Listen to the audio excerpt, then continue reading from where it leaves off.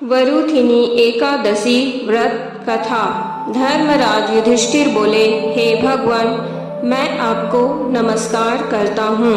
आपने चैत्र मास के शुक्ल पक्ष की एकादशी अर्थात कामदा एकादशी के बारे में विस्तार पूर्वक बताया है। अब कृपा करके वैशाख कृष्ण एकादशी का क्या नाम है तथा उसकी विधि एवं महात्मा क्या है, इसे बताइए। भगवान श्री कृष्ण ने कहा, हे राजेश्वर, वैशाख मास के कृष्ण पक्ष की एकादशी को वरुथिनी एकादशी के नाम से जाना जाता है।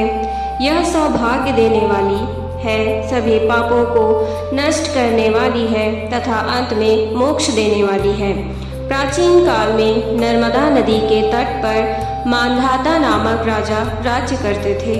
वे अत्यंत दानशील और तपस्वी थे। एक दिन जब वे जंगल में तपस्या कर रहे थे, तभी एक जंगली भालू आया और उनका पैर चबाने लगा। राजा अपनी तपस्या में लीन रहे। कुछ देर बाद भालू उन्हें घसीटकर जंगल में ले गया। राजा बहुत घबराए, लेकिन तपस्वी धर्म के अनुसार उन्होंने क्रोध और हिंसा नहीं की। उन्होंने भगवान विष्णु से प्रार्थना की और बड़े ही करुण भाव से भगवान को पुकारा। उनकी पुकार सुनकर भगवान श्री हरि विष्णु प्रकट हुए और अपनी चक्र से भालू को मार डाला।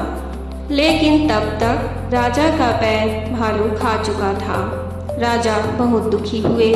तब भगवान विष्णु बोले, हे वत्स, शोक मत करो, तुम मथुरा जाओ और वरुथिनी एकादशी का व्रत रखकर मेरी वाराह अवतार मूर्ति की पूजा करो। उसके प्रभाव से तुम्हारे अंग पुनः पूर्ण हो जाएंगे। भगवान की आज्ञा मानकर राजा मांधाता ने मथुरा जाकर श्रद्धा पूर्वक वरुथिनी एकादशी का व्रत किया। इस व्रत के प्रभाव से राजा शीघ्र ही पुनः सुंदर और संपूर्ण अंगों वाले हो गए। इसी एकादशी के प्रभाव से उन्हें स्वर्ग की प्राप्ति हुई।